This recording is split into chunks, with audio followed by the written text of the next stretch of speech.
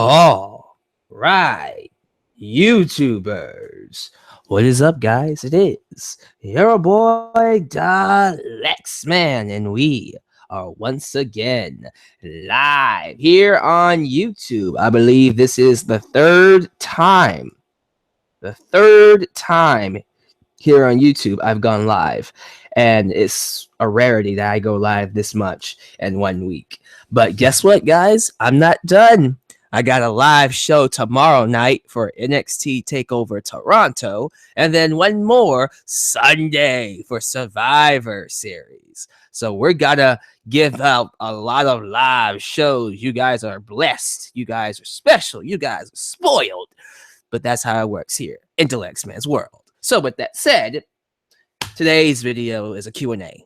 And before I get to that, I owe you another video.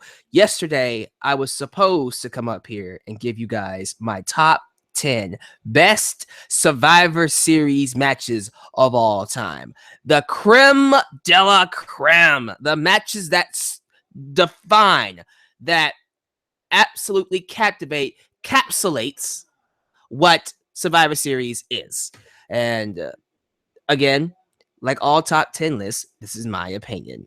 I'm going to do my best to at least give credence to why these top 10 matches are the matches that define, that give credibility to the name Survivor Series for both WWF and WWE. And in the comments down below and in the live chat, let me know how you feel about this list and what is your top 10 best matches of all time. So with that said, let's not waste any more time with it. Let's get started. From 1987 to 2016, we've had close to 29 years of amazing matches, amazing feuds, just a lot of great things that define what Survivor Series is. From the Gobbledygooker to the Dead Man's, the Undertaker's debut, to just a lot of things that just really defined it, to the 5-man elimination match concept, Bob Backlund versus Bret Hart versus Stone Cold Steve Austin, and so many other things. These top 10 trump them all. And I can't believe I used that word trump. That's the last time you're going to hear me say it, because I don't want to be fired like Joey Styles. Anyways, match number 10 on my top 10 list is Shane McMahon versus Kane. Ambulance match, Survivor Series 2003. Man, this match was crazy. This entire feud was nuts. To me, this was the very last feud that saw Kane being the monster. Because I feel like following this, he never lived up to the name Big Red Machine ever again. Yeah, you had those moments, maybe a few moments after this, where it was like, okay, that was crazy. That was nuts. But outside of a few moments, maybe like where he broke HBK's neck and then chokeslammed Snitsky through the table, and then other stuff like that. Moments like Shane getting his balls, his testicles electrocuted, him having an IV ripped out of his arm in the hospital, Kane being drop kicked into a flaming dumpster. So many other things that's taken place during this feud that just makes me go, yeah, you can't get any more crazy. And then it culminates in an ambulance match. One of the very few matches that actually warrant an ambulance match, because it really did feel like these two characters wanted to kill each other. Like they wanted to eviscerate every ounce of their being. And one of them was going to be carried out in an ambulance. So it was apropos. It fit the feud. It fit the story. It fit the hatred that these two had. And I don't think we've had an ambulance match that's been this good.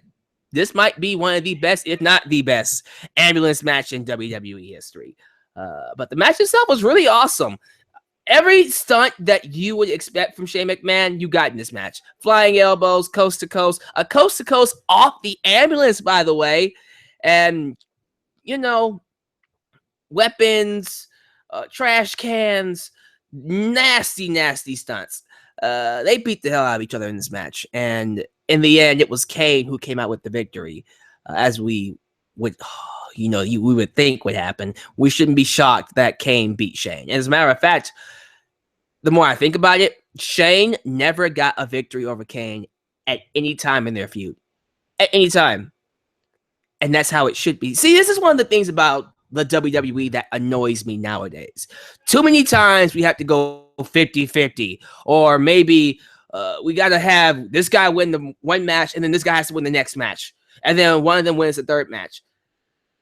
Rarely are those feuds now, and I'm just saying as of today in WWE. I'm not saying in ROH. I'm not even saying in NXT, but there are rarely those feuds or those matches that go 2-0. You know, someone has to get their win back. Not in this feud. Shane lost to Kane. Clean. Twice. No BS. The first time was at Unforgiven after Shane took a dive off the Titantron and missed Kane. And then Kane just beat the hell out of Shane, tombstoned him, and put him in an ambulance. Still one of the best feuds I've seen in 2003. So that is my number 10 pick. I think we're ready to go on to number 9. So my number 9 top 10 Survivor Series matches of all time is Stone Cold Steve Austin versus Triple H from Survivor Series 2000. This entire storyline has been done fabulously. One of those long-term booking storylines back in the day that made the Attitude Era. So in 1999, Stone Cold Steve Austin got ran over by a car. This story had him get ran over by a car. In real life, he had some neck injuries and he needed a break. But the story was Austin got hit by a car, and then there was this long, like 1 year straight story of who done it, who was behind it, who ran over Stone Cold Steve Austin. And they played that up for the longest amount of time. Austin eventually returned, and he went on a warpath. Austin was interfering in matches and stunning everybody, looking for the man who took out the Rattlesnake. And Mick Foley, who was commissioner at the time, was having trouble controlling him. There was some suspicion that it was The Rock, who was the world champion at the time. And to everybody's surprise, out of left field, it was Rikishi. I did it for The Rock. I did it for the people. I did it. Shut your mouth, you thong-wearing fatty. Sorry. I just love that promo. I love that promo. You thong-wearing fatty. But, it was Rikishi. And they had the match at No Mercy, and Austin was going to hit Rikishi with a car. But apparently, there was a mastermind behind the attack. And it came out that the man who masterminded the attack all along was one of his opponents at Survivor Series 1999. I mean, we had The Rock, Triple H, and then Big Show fighting for the championship at that Survivor Series. And the suspicion was Triple H. Everybody thought immediately, okay, it's got to be Triple H. And then we started to question against it because he had an alibi. It's like, well, couldn't have been Triple H. But then it came full circle, and it was Triple H all along. And I loved it because the heel turn that Triple H had on Austin, like a month before their match, nobody saw coming. Because it was Austin versus Rikishi and Kurt Angle. And then Triple H makes the save. He comes out, makes the save. And, he's helping Austin. And the next thing you know, gets a sledgehammer, runs off Kurt Angle with the sledgehammer, gets a black glove, and then goes, Austin, you stupid son of a... Starts beating him down. And it was really, really tense. It was intense, man. And you can tell... based off of, the crowd reaction, you can tell based off of the atmosphere of that beatdown that we were in for a long, glorious feud. And this feud, it went a long time. And I'm talking about, when did they have their Three Stages of Hell. That was No Way Out. Yeah, No Way Out 2001. So this went a few months. But this was the first match they had. The first singles match they had. And, you know, no rules. Austin versus Triple H. And they went in there, and Austin, right off the bat, just completely dominated Triple H. I thought this was a very one-sided match. And usually around this time, Austin's matches being one-sided was not a rarity. It's usually most of the time when Austin starts wrestling, he beats the living hell out of his opponents. But this was very one-sided. He chased Triple H out of the ring. They went backstage. You had the Radicals, Eddie Guerrero, Chris Benoit, Perry Saturn, and Dean Malenko helping out Triple H. And, you know, they're all backstage. And we see Triple H in a car. Once again, in a car backstage. And the Radicals were leading Austin backstage. They were leading him backstage. And you see Triple H, you know, wiping the blood off his face. He was busted open. Now, I'm telling you, it was one-sided. This match was very one-sided. But we're going backstage. And Triple H plans to run him over again. But next thing he knows, while he's driving the car up to the arena, here comes Austin with a forklift, rams into the car, lifts the car with Triple H in it, high off the ground. And commentary was at its best. Jim Ross and Jerry the King Lawler, one of the best commentators of all time.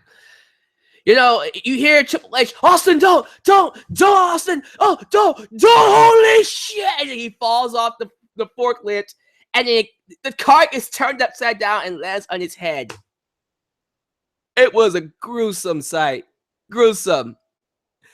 And it really should have killed him. Like, in real life, he should be dead. He should be dead. But he comes back a month later for Hell in the Cell. Regardless of that, it was an awesome way to close what was a pretty good Survivor Series. They left Survivor Series on that high note.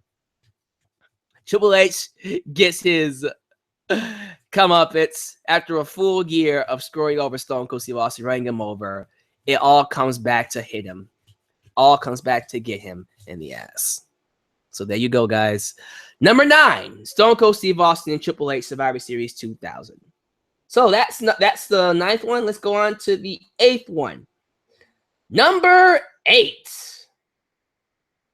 is, oh, I love this match. Triple Tag Team from 2002.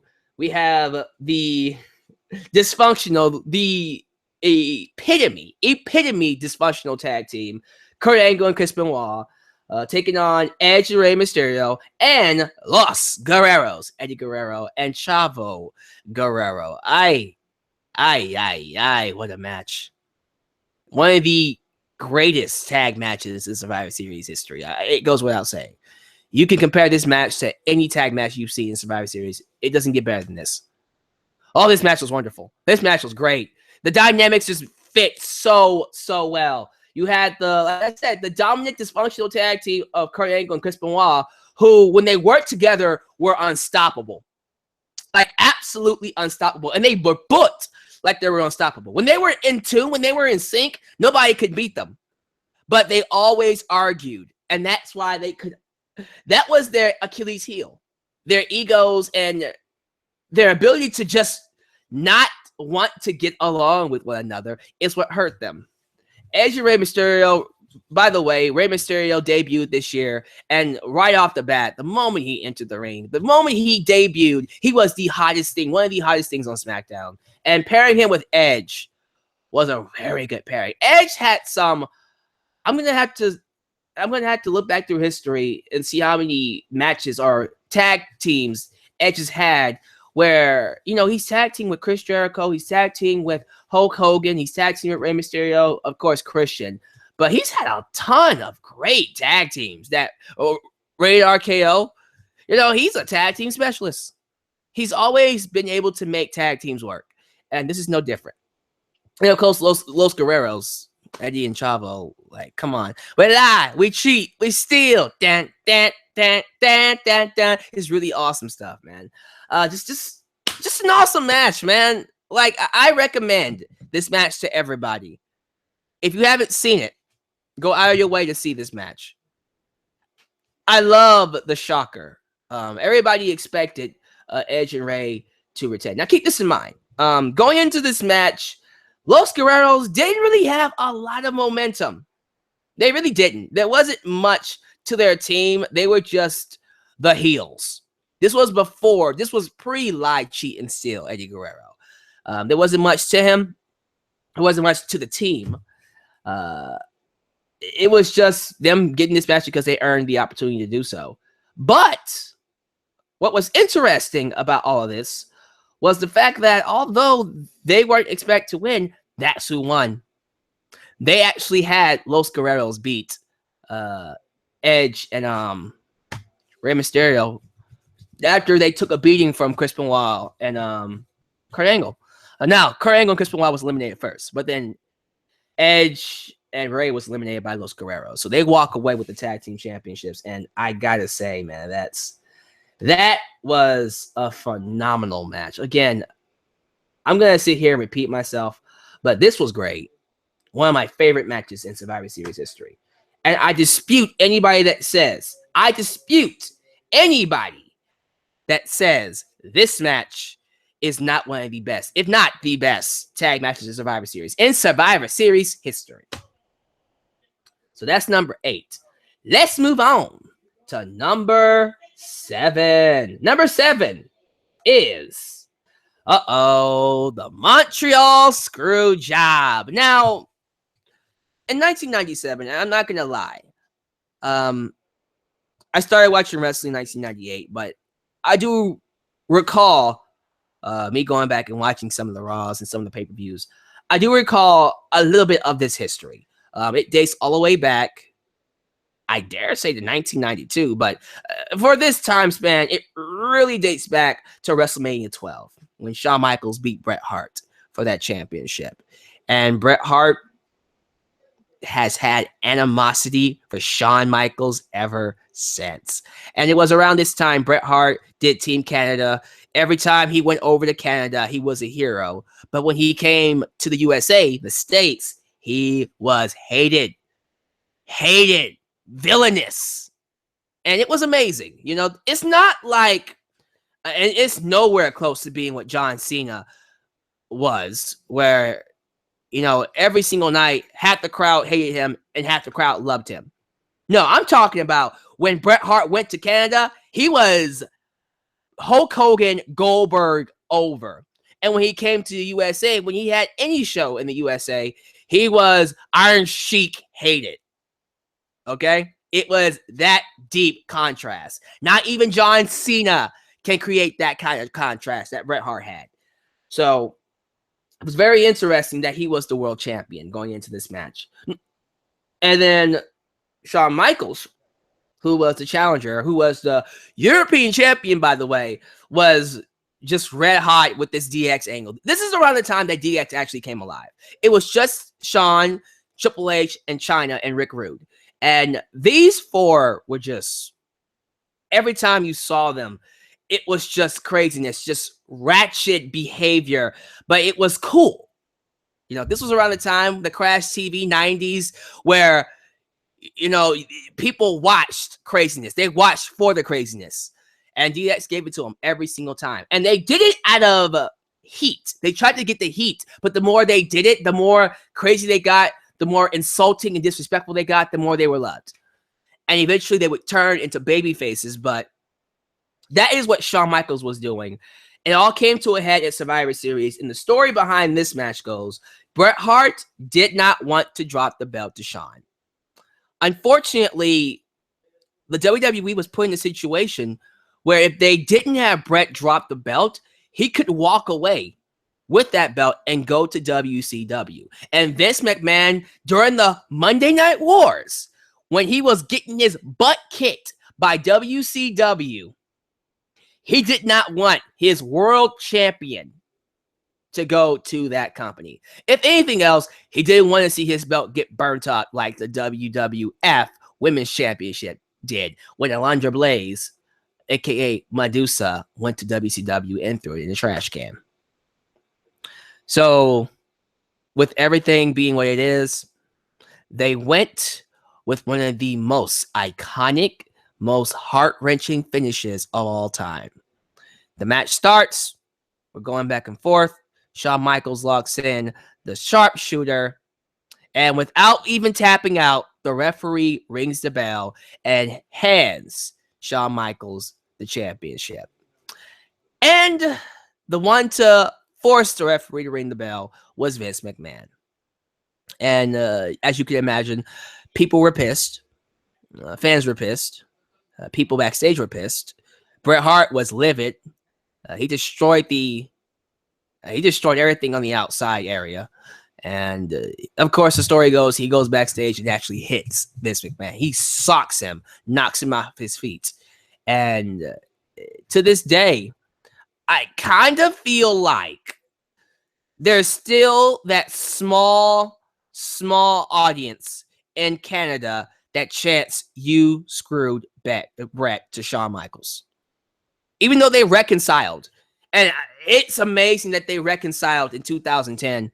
I remember that Raw. The first Raw 2010, Shawn Michaels and Bret Hart reconciles after 13 years. 13 years. Well, really 12. But, for a long time, over a decade of hatred, not wanting to be around one another. And Bret Hart came back in 2006 to do the DVD and, to get into the Hall of Fame. He was still upset at Shawn Michaels. Still did not want to talk to him. It was that bad. And it's a legendary feud. A legendary feud, kayfabe-wise, and a feud that broke kayfabe. It's one of the best matches in the industry for the simple fact that this match, whether you like it or not, whether you think Shawn Michaels was in the right, Bret Hart was in the right, or either one was in the wrong, this match was the starting point, was the stepping stone for what would become the Attitude Era. It gave birth to Vince McMahon, one of the greatest heels in wrestling history. It gave birth to, it gave the heat to Shawn Michaels, which he would use to then go into a feud with Stone Cold Steve Austin, to then have WrestleMania 14 with Mike Tyson, which created your boy Dalyxman, because that was my very first wrestling match I've ever seen. So lots of great things coming from this match. Survivor Series 1997, Bret Hart versus Shawn Michaels, aka the Montreal Screwjob. All right, ladies and gentlemen, it is time to get to number 6. Number 6 on my list is, oh yeah, some of you probably didn't even think about this match, but I did. One of the, if not the most underrated Survivor Series match of all time. To me, this is definitely one of the best ones. Coming in at number 6 is The Undertaker versus Vincent Kennedy McMahon. Survivor Series 2003. Now, it's buried alive, by the way. That's very important. Very important. It's a buried alive match. And how they set this up was fabulous. So long story short, Brock Lesnar was the world champion at this time. And he just got done with an awesome feud against Undertaker. They had a bloody, straight up gore fest of a Hell in a Cell match, just the previous pay-per-view. And apparently Taker was so desperate to get a rematch after he lost to Brock Lesnar that he begged Vince McMahon to give him an opportunity. And Taker would go on to Smackdown, forgot the match, but he wins a match. And he's bloody, he's beaten up. And Vince McMahon goes over to Taker and he yells at him in his Vince McMahon voice, "You will never be a world champion! Never! Never! Never!" And then Taker, because he had the opportunity to make a match, looks at Vince and says, "Well, I want my match. And Vince McMahon's like, what kind of match do you want? The match is buried alive. And Vince goes, okay, buried alive. You think you can beat Brock Lesnar? You think that you can beat the Beast? Well, I got another thing coming for you, Taker. You will lose. And then Taker looks at Vince McMahon, rips the microphone from his hand and goes, no, Vince, I'm not fighting Brock Lesnar in a buried alive match. Brock Lesnar is not my opponent. You are. And then on a rare occasion where Taker, during his biker gimmick, by the way, this was after the first run of him being the Dead Man. This was when he came back as the biker Taker. And this actually was his very last match as Biker Taker. Just want to point that out. But anyways, he comes out and he basically tells Vince, I'm going to fight you in Buried Alive. And then he laughs. And it wasn't just your average laugh. It was old school Taker laugh. And then Vince McMahon looked like he peed himself. And then from that point, for the next month, it is nothing but Vince McMahon and Smackdown creating the idea that Vince has no chance in hell of beating The Undertaker. Every time you saw Vince, it was like you're a dead man walking. And it really was like that. Like, they didn't give any indication of Vince McMahon beating The Undertaker.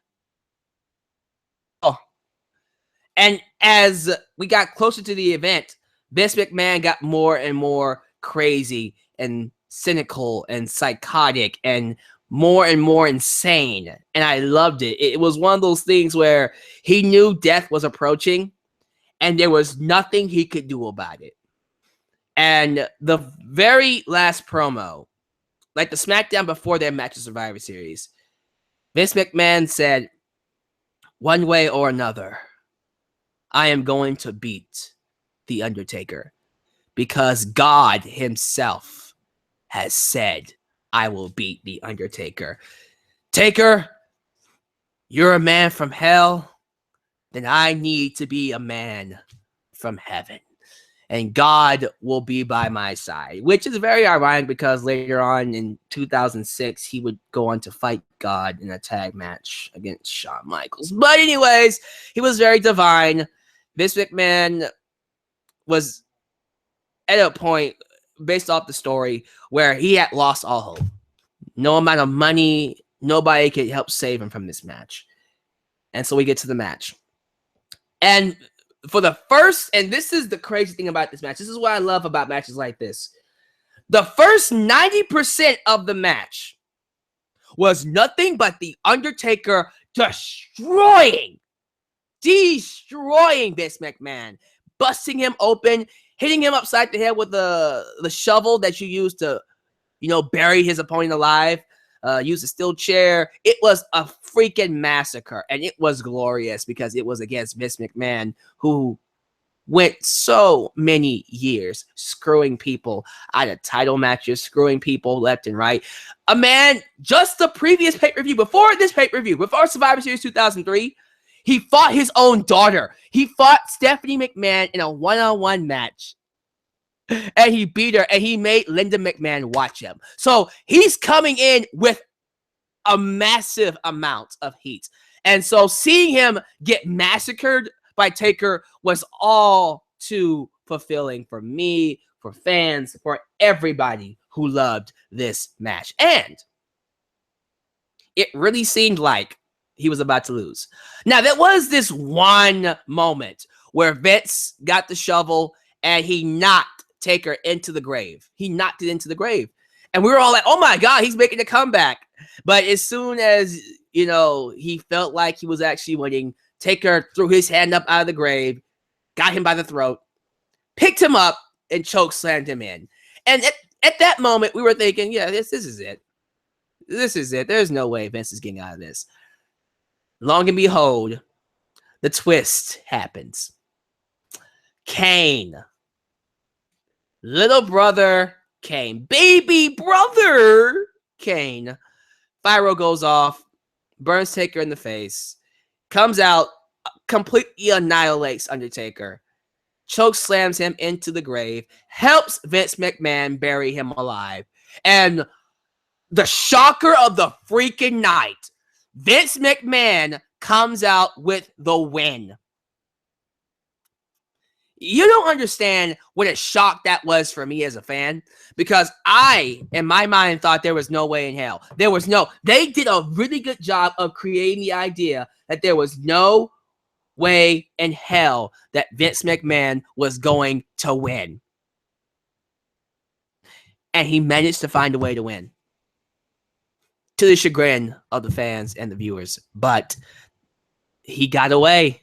Vince McMahon got away with the victory over The Undertaker, thanks to Kane.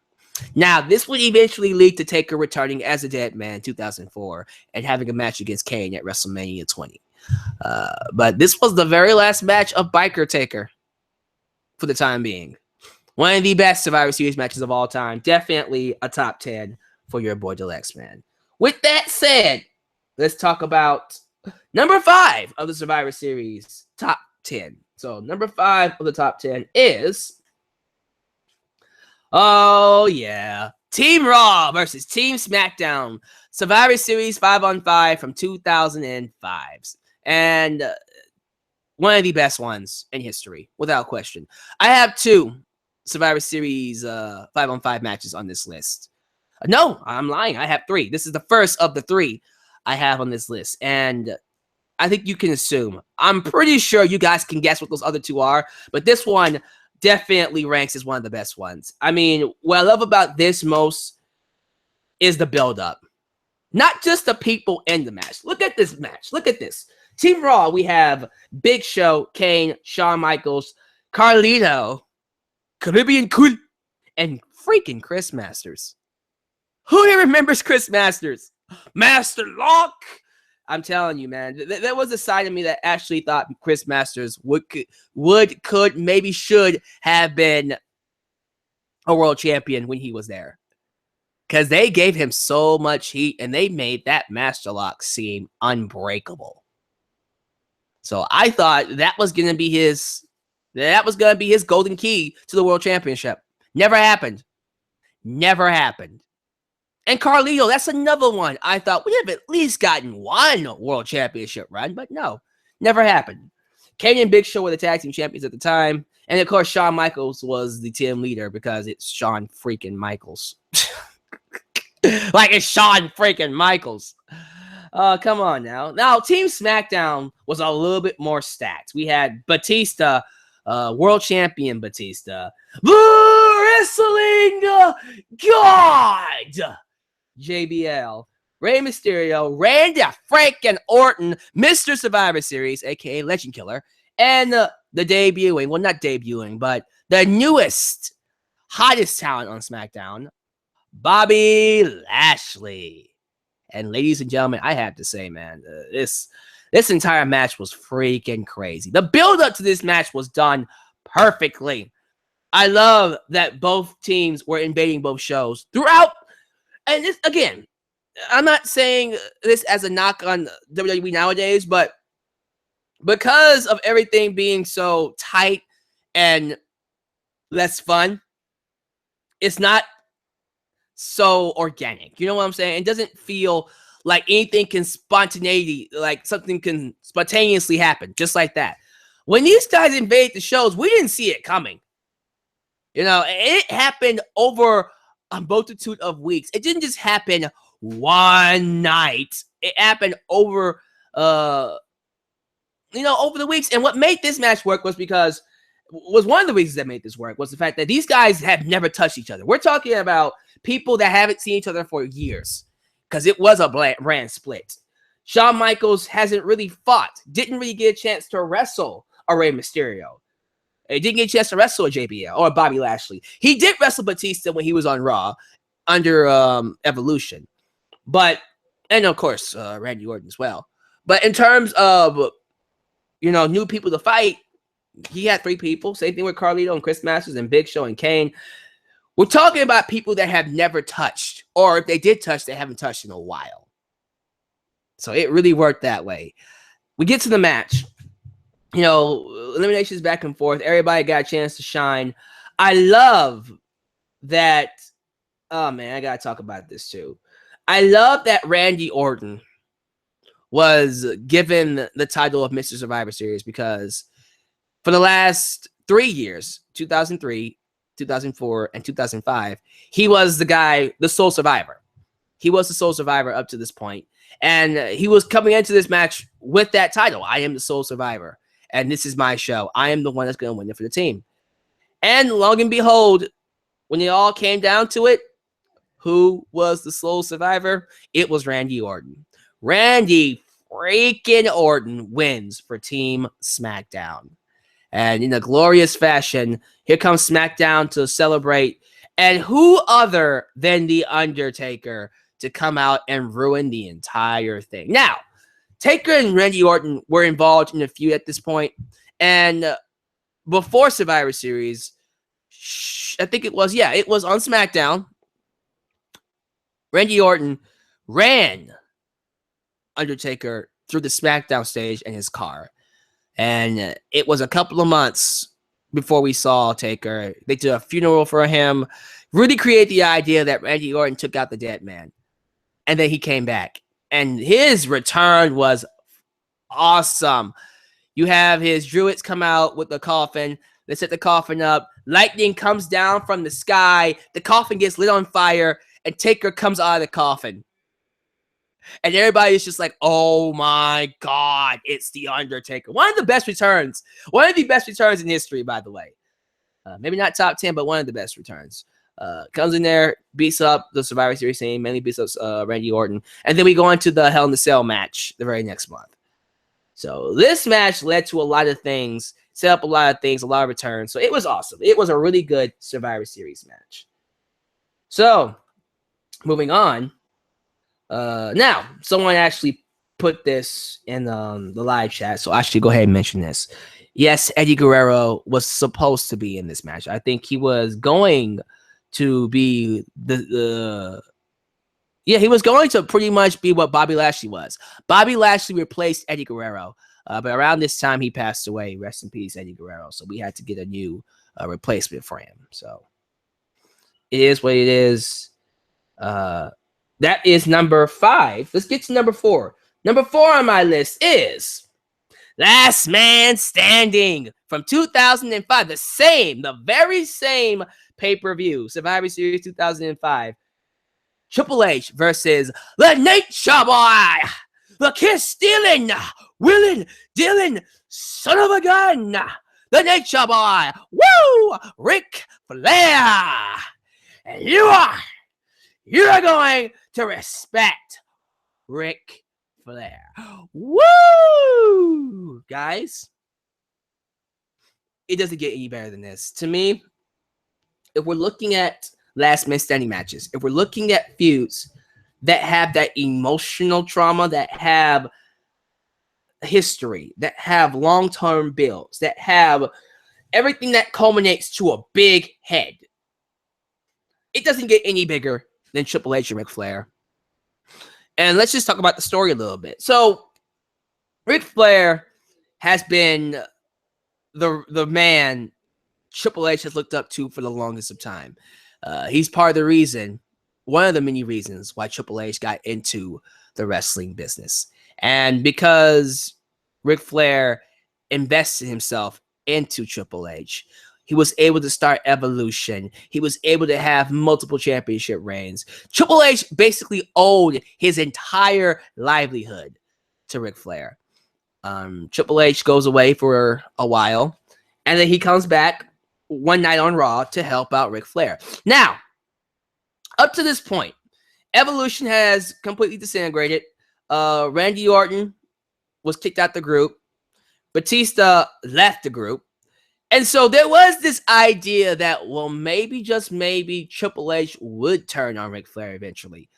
But it was hard to believe. You know, it was one of those things where it was like, he could, but I don't think it's going to happen. Oh, but it did.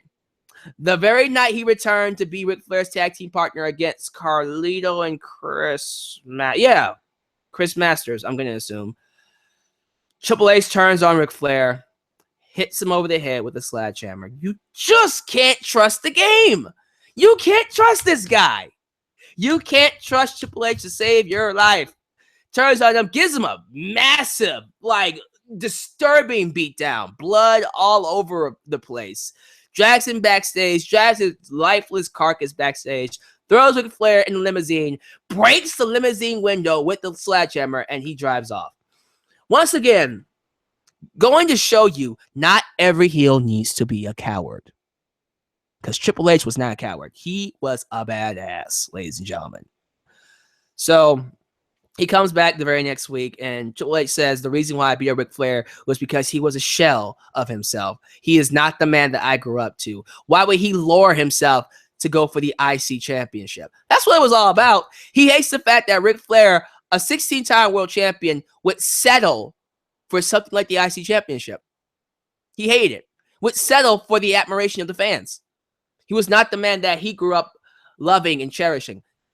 And he hated that. He loathed that Ric Flair became the one thing he hated. And Ric Flair, in glorious fashion, and I love Ric Flair during this time, the man comes out, I remember this one promo, and he was still, stitched up from the beatdown he had on Triple H's return. He's cutting the promo, and he's ripping off the Band-Aid, beating himself up. He reopened himself. Stitches, yeah, I love blood. I love blood. And Triple H, I want you in the cage. Put me in the cage. Cyber Sunday comes up. They get a cage match. And Ric Flair beats Triple H. And so we get the rematch here at Survivor Series. Last man standing. Man, was it a war. It was a war. Both men busted open. Both men using weapons. It was like watching two of the biggest armies in this world going head to head. But it was also like watching Ric Flair's greatest student taking him on. The master versus the greatest student. It was a really good match to see. It was a spectacle to watch. One of my favorite matches to watch. It really never gets old. If you have not seen this match, go out of your way and watch it. First off, if you haven't seen it, where have you been? But go out of your way to find it. It's on the network. One of the main reasons to have the WWE Network for $9.99. So there you go. Number 4, Triple H, Flair, Survivor Series 2005. Number 3 is another Survivor Series tag match. And it is, winner takes all. Team WWE versus Team WCW. Although Team WCW really only had one WCW guy on it. Listen, the Invasion Angle had his issues. Let's just go with that. However, looking at this match through history, looking back on this match, 2020 vision, and just look at the people in this match. Stone Cold Steve Austin, Shane McMahon, Rob Van Dam, Kurt Angle, Booker T, The Rock, Chris Jericho, Big Show, Undertaker, and Kane. All 10 of these guys, if not Hall of Famers already, bona fide future Hall of Famers. 10 of the greatest wrestlers to ever enter a WWE ring reflected that. Ignore the storyline. The storyline had its ups and downs. I'll admit that. But look at the match. Look at the drama. Look at the fact that commentary had Paul Heyman and Jim Ross. It's just a fun match. I don't care what anybody says. Hate all over the Invasion Angle. I don't care what you have to say about the Invasion Angle. You have to be crazy. You have to be out of your mind. You have to purposely go out of your way to tell me that this was not one of the best Survivor Series matches that is ever to exist. Fabulous match. From top to bottom, everybody had a great moment. I love that it took all 5 finishing moves from Team WCW to beat the Big Show. One of the only times where the Giant, the Big Show, felt like a giant. Like they had to throw everything at Big Show just to beat him. But man, it came down to the right two people, Austin and The Rock. Chris Jericho would attack The Rock and almost screw over WWE. But Kurt Angle was the traitor, the defect. He went into WCW just to get his gold medals back. I love that. I love how that came full circle. And then he screwed over Stone Cold Steve Austin, allowing The Rock to pin him 1, 2, 3. And Team WWF conquers the Alliance. Man, before this match, Paul Heyman on SmackDown had one of the greatest shoots to ever be aired in WWE. And I felt like everything he said, the truth behind those words, really sold this match for me. Again, say what you need to say about the invasion angle. But if you were to tell me that this match sucked, you, in my opinion, don't know what you're talking about. One of the best Survivor Series matches of all time, bar none. Now, is it the best one? I have to say no. There's one Survivor Series match that I thought was just that much better. And it's because of the implications that it has. That match, ladies and gentlemen, is my number 2 of my top 10 list. Team Stone Cold Steve Austin versus Team Eric Bischoff. On Steve Austin's team, we have Shawn Michaels, the Dudley Boys, Booker T. Now, can you dig that, sucker? And Rob Van Dam. Taking on, let me get this right, Chris Jericho, Big Papa Pump, Scott Steiner, Randy Orton, and Mark Henry.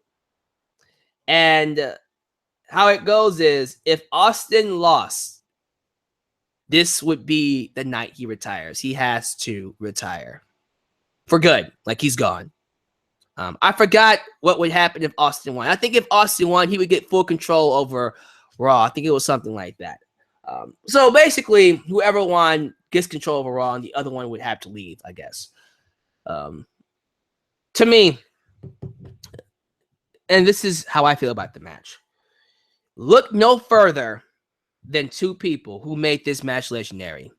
Shawn Michaels and Randy Orton. Like, this was the peak of Randy Orton's career. Like, I love Randy Orton as a wrestler, as a performer.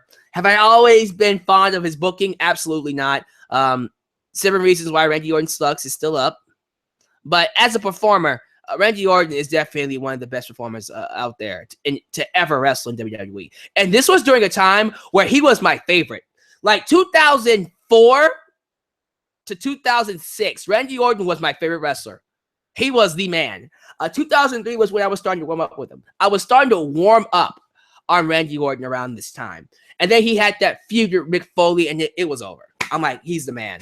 He is the freaking man. But getting back to this match. Shawn Michaels and Randy Orton had 2 of the best performances of this entire thing. Shawn Michaels, it really came down to 3-on-1. And Shawn bloodied up, busted open, completely worn down. Showed heart. You know, he was called the Heartbreak Kid for a reason. It was almost like he was operating on instinct. Near falls that happened in this match were unbelievable. Unfreaking believable, the near falls in this match. And he kept on fighting and kept on fighting and kept on fighting and kept on fighting. They threw everything at him, even the kitchen sink, and he just kept on getting up and getting up and getting up. Then he super kicks Randy Orton. We get some interference. Austin comes in, stuns Randy Orton. And then the knife and the back of Stone Cold Steve Austin was Batista. Here comes Batista interfering in the match. Batista powerbombs Shawn Michaels and helps Team Eric Bischoff beat Team Austin. And man, did that suck. It was heartbreaking because afterwards, Austin would have a promo and tell the world that, you know, his career started in Dallas, Texas, and it's going to end in Dallas, Texas. This was a send-off. This was the send-off of Stone Cold Steve Austin until he returned as the Sheriff in 2004. But the implications behind the match, the emotional resonance that he had, the performances top to bottom from everybody, this to me is definitely the best Survivor Series match of all time. That's just for me. Now, will there ever be a match to top this match? There's still plenty of time for WWE to throw together a match that could top it. But as for me, this is the best one. It doesn't get better than this. This is definitely the best Survivor Series match of all time. Without question. Then we get to number one. I'm almost certain you guys know what number one is. Let's not waste any time with it. Number one. The number one match. The greatest match in Survivor Series history is Eric Bischoff's brainchild. The Elimination Chamber. The very first one in history. 6-man Elimination Chamber match for the World Heavyweight Championship. Rob Van Dam, Shawn Michaels, Triple H, Chris Jericho, Booker T, and the Big Red Machine, Kane. And I'm not going to waste too much time with this. Phenomenal match.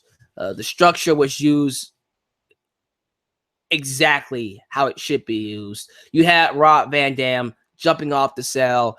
You had Kane destroying everybody. It was just a glorious, glorious match.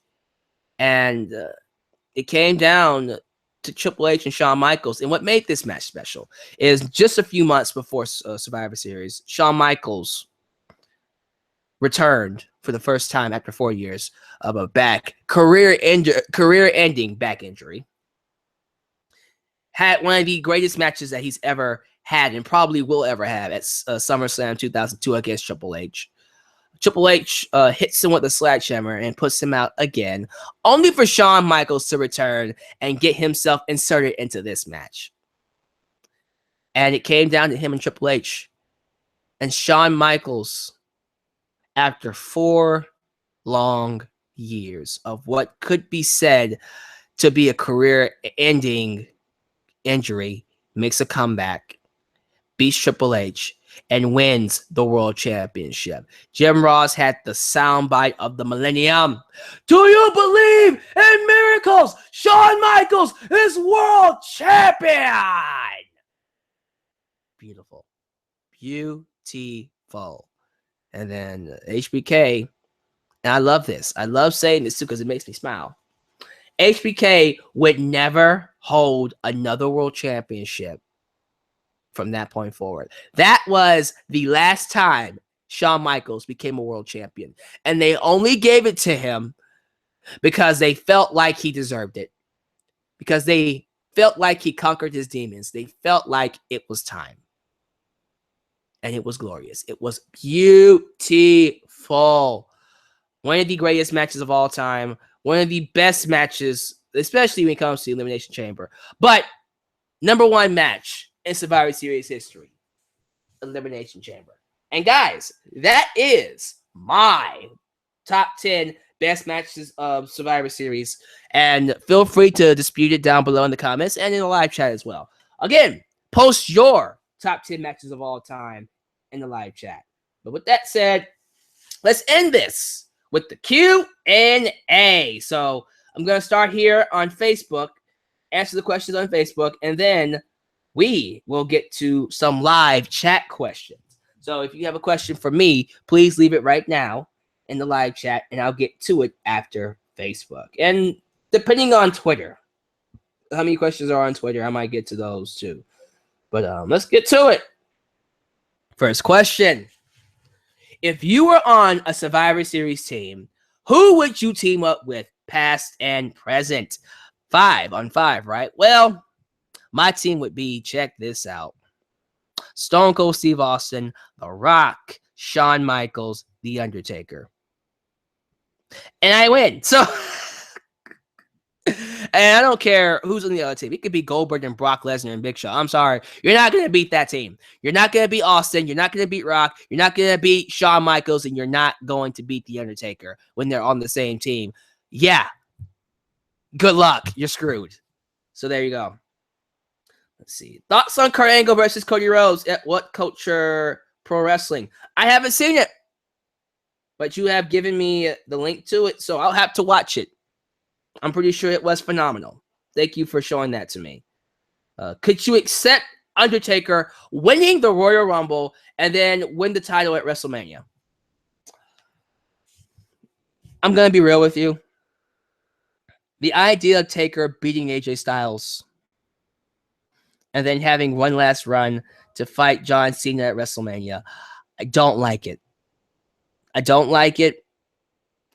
I think it's really shoving AJ Styles to the side to do a match that, quite frankly, I'll admit, would have been better if the streak was alive. But it's not. I get why they want to do it.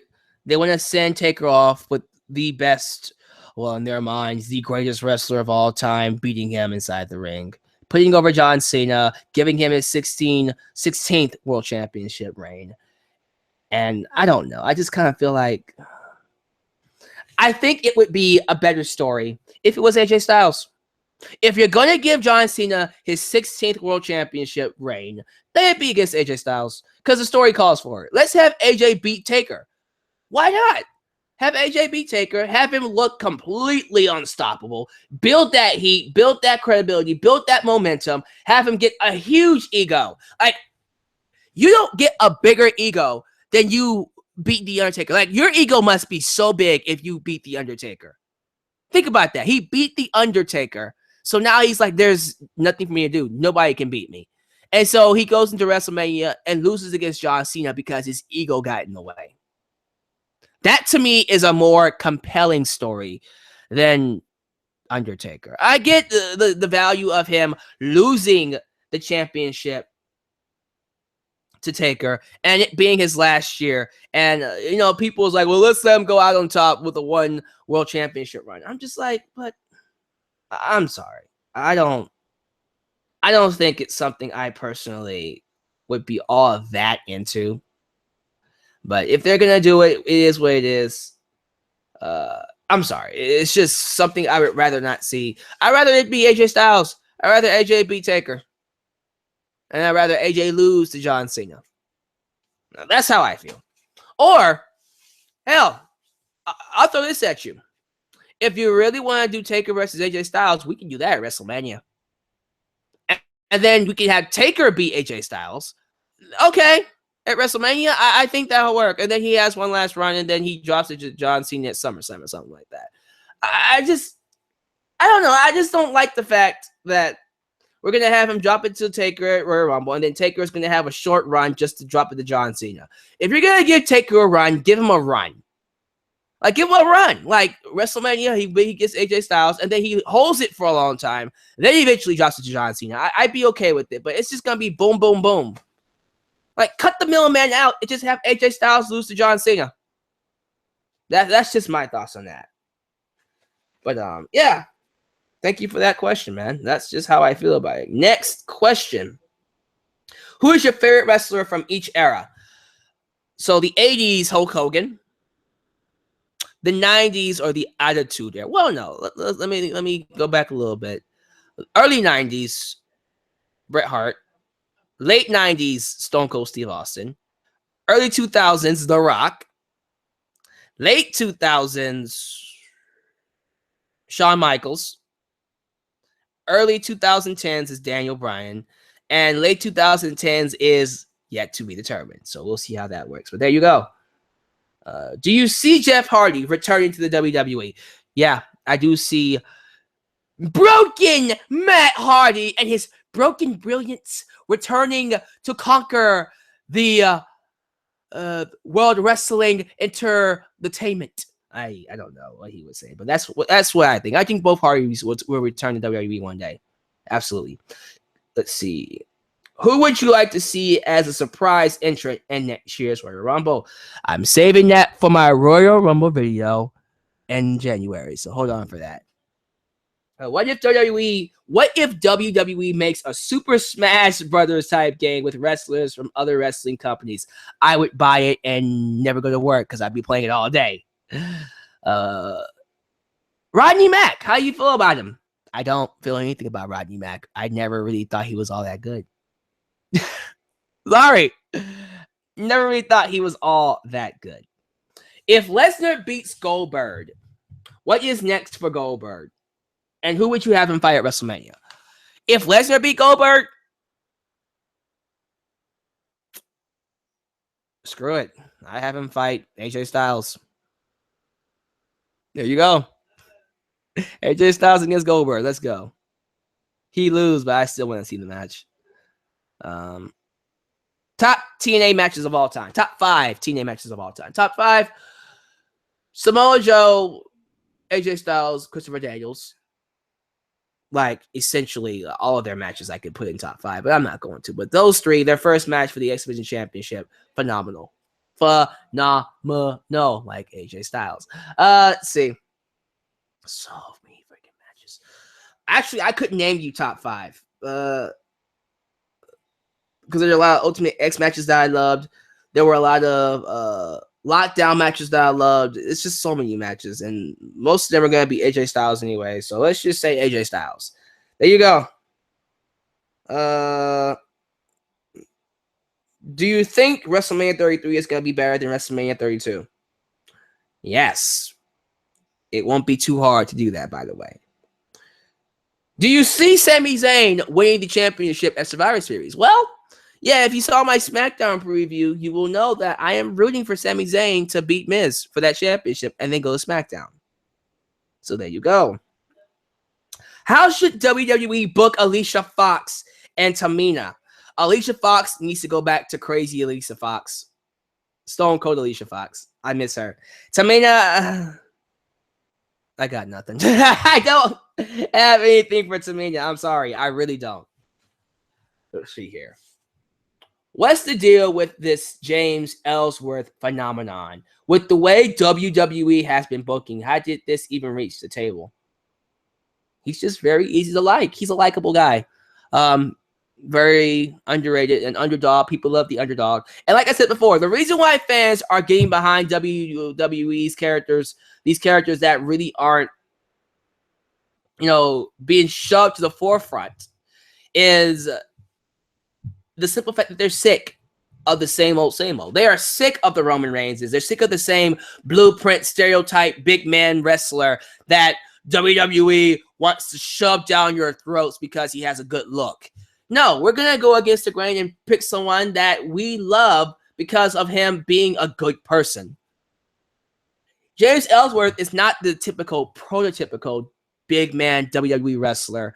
He's not Roman Reigns. He's not John Cena. You can tell that WWE is not that high on him. I mean, he's selling a lot of merch, so I think they like him, but he's not someone they would look at and go, oh, he's going to be a star. No, fuck that. James Ellsworth is someone that wouldn't be a star, which is why we love him. So that's how I feel about that. If you were booking it, if I was booking it, okay, how would you book a sort of one night only Shield reunion at Survivor Series? Well, honestly, that's hard to do. I'll have to skip that question and come back with a better answer sometime in the future. Let's see here. Would you put Chris Jericho in the top 10 greatest superstars of all time? Top 20, yes. Top 10, no. Not my list. He just cracks the top 20. There are too many wrestlers, too many top 10 wrestlers for really it to be Chris Jericho. That's just my personal opinion. What are your thoughts on WWE not wanting to split up the New Day even after they drop the championships? I think that's stupid. They're going to get stale. Fans are going to get tired of them. And before long, they're going to be where they were before the New Day started, just in limbo. Cut them loose while they're hot. That's how I feel about it. Bray Wyatt needs a revival. What direction would you take his character in if you were in charge? He'd be the world champion. If I was in charge, he'd be the top heel. He'd be unstoppable. He'd be as if I'm I'm not even joking this. I would make him as dominant and as destructive as The Undertaker was. As The Undertaker is and was back in the day. He would be the new Undertaker. He would have beaten Taker at WrestleMania, as he should. He would have beaten him again at Survivor Series, as he should. He would have beaten John Cena at WrestleMania 30, as he should. And he wouldn't have lost as much as he did. And if he did lose, it would be a big freaking... It would mean something. It'd be a big deal. Now, if he loses, it's not a big deal at all. But that's the direction I take him in. Do you think Dolph Ziggler will invoke his rematch at Survivor Series? He might. I don't see it happening, though. I think it's going to be a singles match between Sami Zayn and The Miz, and we'll go from there. Do you think Kurt Angle could make a comeback full-time for WWE? Yes. And I'm going to make a bold prediction. Spoiler alert. Kurt Angle is one of my return entrants for Royal Rumble 2007. As a matter of fact, he's number one. He's the number one to return at the Royal Rumble. And I'll tell you why when we get to it. All right, that does it for Facebook. Let's get to the live chat questions. Well, actually, let me check Twitter. But those of you who left me some live chat questions, we're going to start reading your questions now. Let me check out Twitter real quick. Yeah, we got a couple here on Twitter. Let me answer them. If you were going to set up WrestleMania 33, how would you do it? That's too much of a big question for me. I can't answer that right now because WWE hasn't really given me much to work with. So I'm not going to really go out of my way to do that, Matt. Not do that. Otherwise, I'd be here for another hour. Have you ever watched Yu Yu Hakusho before? I have. I really, really have. And I like it. That's all I gotta say about it. To you, what was the best year to be a wrestling fan? 1998. That was the first year I became a wrestling fan. WCW and WWF were hot. And I mean like, woo, on fire hot. NWO, black and red. And then black and white. You had Goldberg at his hottest. You had Austin at his hottest. You had The Rock coming into his own. You had DX. You had characters at the wazoo. It was a fabulous, glorious moment. Glorious time to be a wrestling fan in 1998. And then one more question here on Twitter. Thoughts on John Cena versus AJ Styles match at Royal Rumble. And Cena winning and then fighting Taker at WrestleMania 33. Well, I don't really see it going that way. I see AJ beating... I see him fighting Taker at Royal Rumble. And I see him beating Taker and then fighting Cena at WrestleMania. But knowing WWE, they'll do AJ and Taker at Rumble. Taker will beat AJ, and then he'll fight Cena at WrestleMania. And then we'll do, one last match between John Cena and Undertaker. Boo! I don't like it. All right, that does it for Twitter. Let's get to your questions here in the live chat. What is your favorite Raw episode of all time? And what is your favorite SmackDown episode of all time? Ooh, favorite Raw episode. So many great Raws. I got one. 1998, the night Stone Cold Steve Austin hunted down Vince McMahon, brought him into the ring in the chair, pulled a gun in front of his face like he was going to kill him, faked him out. Vince McMahon stands up with his pants pissed in. And Austin goes, McMahon 316 says, I just pissed my pants. And then he stuns him. That has to rank up there as one of my favorites. For SmackDown, there's too many. But I guess because it's fresh in my mind, the night The Rock shoved Rikishi's face into Vince.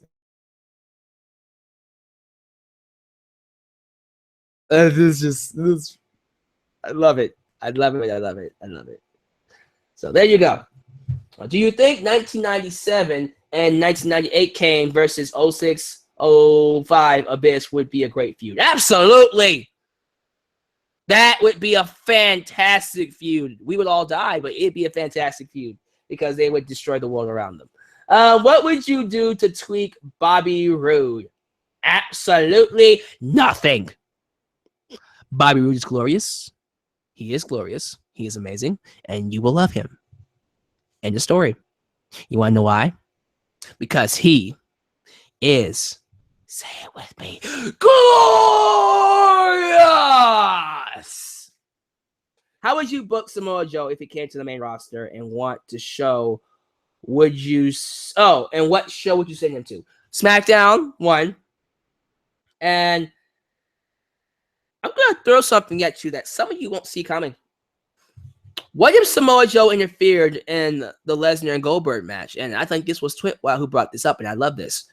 If Samoa Joe interferes in the Goldberg and Brock Lesnar match, attacked Brock Lesnar, helped Goldberg win, and then we set up Samoa Joe versus Brock Lesnar at WrestleMania 33. Woo! Money, money, money, money, money. Okay, let's go to the next question here. I'm having too much fun. Do you think Booker T, Mr. Five-time WCW champion, do you think Booker should have been the first full African-American world champion? What's wrong with The Rock being the first African world champion? Yeah, he's not fully African-American, but he's still African-American. He's black. Shut up. I'll take it. And he was a world champion. Do you have to be the first one? Maybe, maybe not, but I don't care, guys. I'm just happy that The Rock won the world championship, so shut up. Anyways. Would you rather see Daniel Bryan versus Kurt Angle or Daniel Bryan versus Shawn Michaels? Okay. That is an unfair question. I would rather see both. And that's it. If I had to choose one, Shawn Michaels versus Daniel Bryan. I would, oh, shoot. That's a rough question, man. But yeah, Shawn Michaels versus Daniel Bryan. I would love to see that match. But yeah. Do you think Shane McMahon will be the sole survivor this Sunday? No. It's going to come down to Kevin Owens or AJ Styles. One of those two will be the sole survivor. Absolutely. What is your favorite Royal Rumble match? 2001. The one that Austin won for the third time. My favorite one and the best one in my personal opinion. Absolutely. Few more questions. Let's see what else you guys put on here. Few more questions. Should Sami Zayn win the Royal Rumble and fight Kevin Owens at WrestleMania? Yes. Yes. Period. Done. End of story. Thank you. Moving on. Where is Tamina? Who cares? Let's see here. Would you mark out for a Pentagon Dark versus Demon? Excuse me. Try again. Would you mark out for a Pentagon Dark versus Dean Ambrose match? If it's in Lucha Underground, not only would I mark out for it, I would be there. I would be there. I would find a way to get there. I would break into the arena, or excuse me, I'd break into the temple and watch the match, and nobody could stop me because that would be a phenomenal match. Do you think John Cena should go into WrestleMania as a heel or face? If he's fighting Taker, a heel. If he's fighting AJ Styles, a face. Now, I didn't think about this. Some people should have mentioned this. The only way I would be okay with Taker fighting John Cena is if John Cena turns heel, which is not happening. So, no, I would not be okay with AJ Styles losing the belt to Taker so we can have a face versus face match between John Cena and Undertaker. No.